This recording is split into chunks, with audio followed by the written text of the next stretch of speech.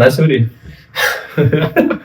Today is the 18th of March. I'm sitting here in Vienna at Dominik's house, and in 10 hours the flight to Australia leaves. But we only have one ticket and only one of us is going. And this is what happened.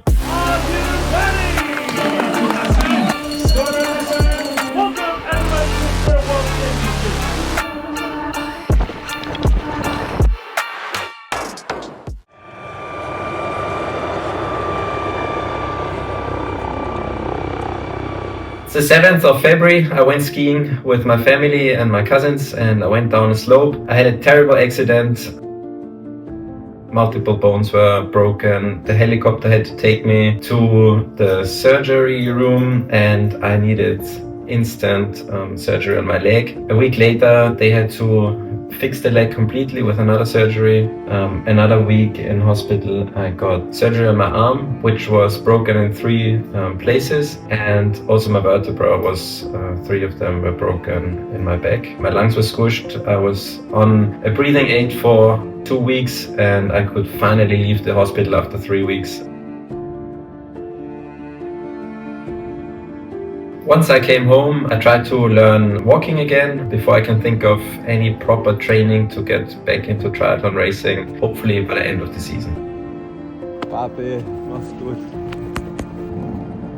So Dominik had to stay in Vienna and I was off on my own. Saying goodbye at the airport hit a bit harder than I expected. We've been planning this trip for a long time. Did gear prep, training camps, bookings, everything, and now it was just me.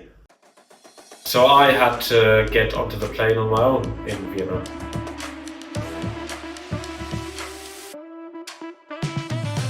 Then it was a 2-hour flight to Zurich, onto the long haul, 13 hours to Singapore, another 2 hours in the Singapore airport, and then it was 5 hours to Perth. And when I finally arrived, the troubles continued because my phone wouldn't work. Luckily, some kind strangers let me use their phones and I was able to pick up the hire car and get on my way.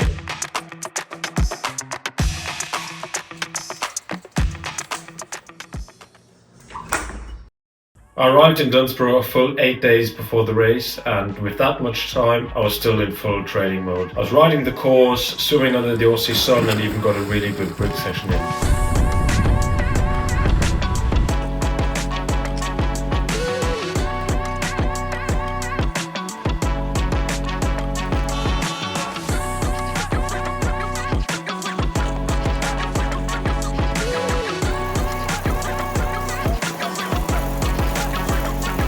The heat was intense, there were birds everywhere, it was super loud. The whole course was infested with kangaroos. Like, I'm not even kidding, they were literally everywhere, to the point where we actually almost rode into a couple of them.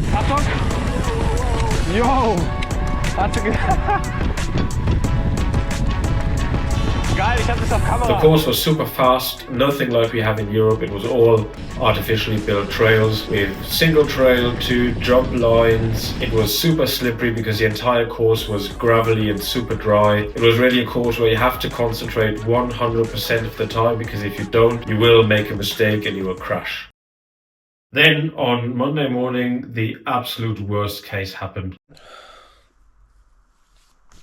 This is not how I imagined this trip to be.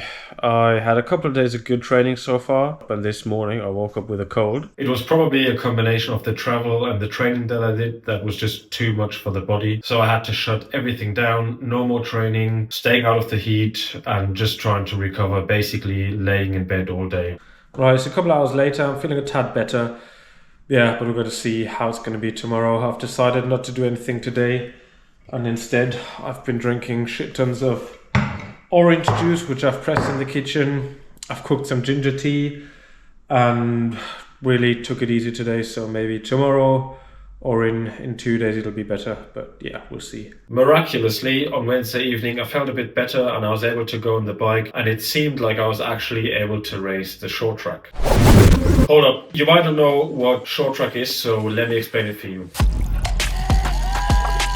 Short track is basically a 30-minute all-out race that's designed to be a show.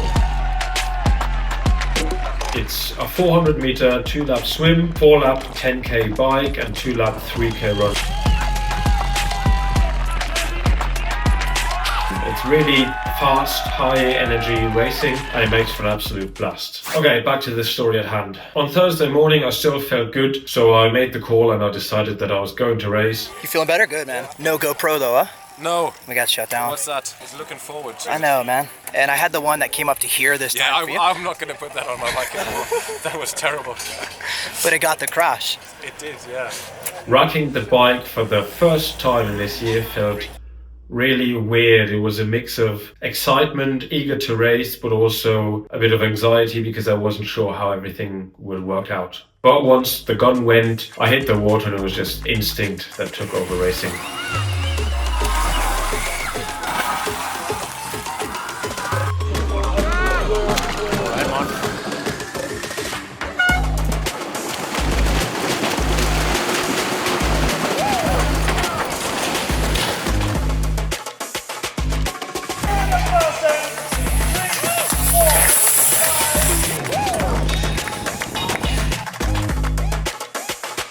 In the water, the race went as short track normally does. It was just all out, but I settled nicely into my rhythm, came out at the front of the main pack and then just tried to keep with the group on the bike. We had quite a good group going on for the first lap, but that obviously stretched out over the next 10Ks. So I was 7th off the bike. I managed to defend that position throughout the run. So I ended my first race this year in 7th place, which was not too bad considering I was basically drinking ginger tea the day before. But boy, were my lungs burning after the race. That really did not feel good.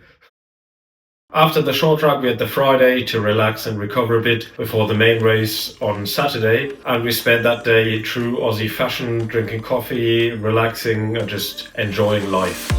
Thank you.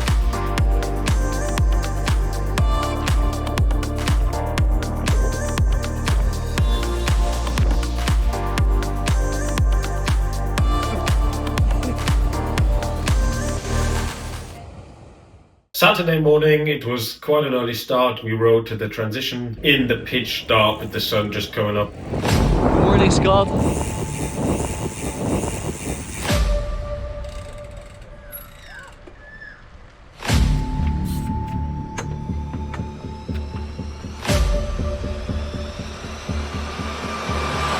We had the bikes racked, transition set, and just like that, it was time to warm up for the swim. But that moment, I had another disaster. What the hell happened? You just yanked it too hard. Yanked it up, yeah. You're too strong for your own good, man. My arms are You're too big. You're Yeah. too strong for your own good. tattoo upside down.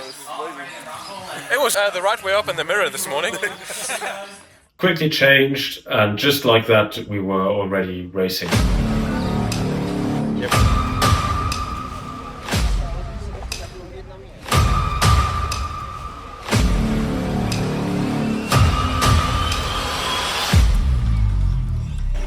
Once again, it was the Italians launching off on the swim. I tried to follow, but they were a bit too fast for me, and I quickly found myself leading the main pack in the swim. Of course, I didn't want to drag everybody along, so I tried a few breakaway actions. Didn't really get a gap going, so I decided to cruise a little bit, take it a little bit more easy and conserve some energy for the bike. I ended up coming out of the water as the leader of the main pack, which left me in a good spot to start the bike.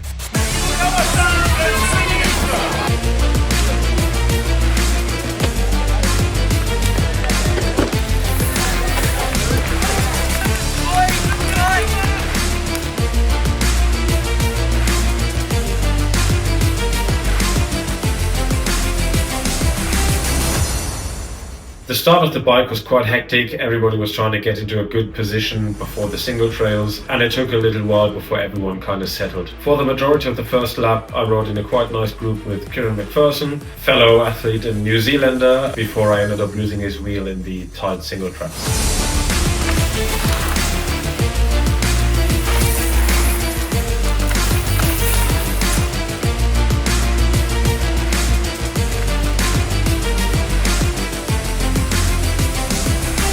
By By the end of the bike, I was in 7th and started the tough run. But on the run, it was a different story. Within the first lap, I got passed by another 2 athletes, so that was me ending up in 9th place, and from there on it was pure survival mode. I fought as hard as I could and I managed to defend 9th place into the finish, but it was definitely not the run that I'd hoped for.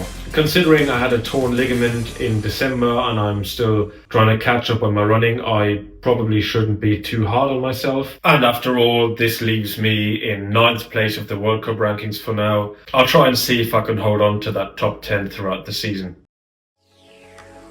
After racing in Dunsborough, I flew to New Zealand together with Tom Fisher, top Aussie lad, Sebi Neef, fellow German athlete, and Kieran McPherson, the local who generously offered to house us for the week and show us around what he calls home. Highlights of our week there include hiking up to a massive waterfall, visiting a local village with hot springs, and super flowy, epic mountain bike trails. Froth it.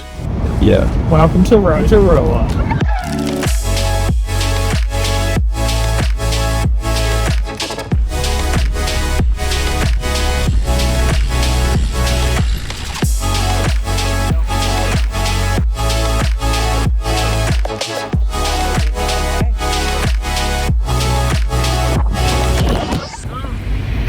Well, it's a good day to be a duck. It's pretty damn wet outside.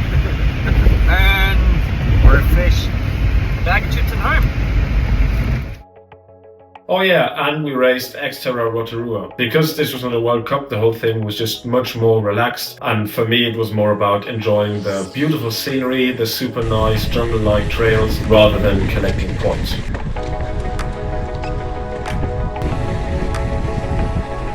The swim was quite short. It took us just over 7 minutes to get through the crystal clear water on onto the 26k mountain bike trails. And in the end, it was a 11k trail run with 2 laps around the lake and some really nasty stairs in the middle of the lap. At the end, I was 12th in the finish, behind some really fast Kiwi boys. I have no idea where they suddenly all came from. But it was good fun. I had a much better run than in Australia, and that seems to be going into the right direction. And after all, I wanted to have fun, and this race definitely ticked that box, so I can recommend going if you ever have the chance.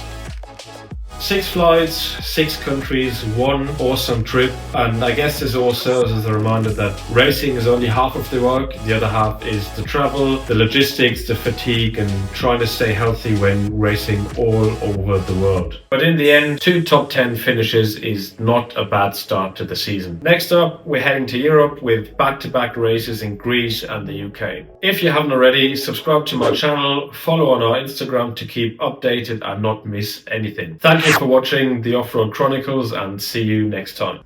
Boom. There you go.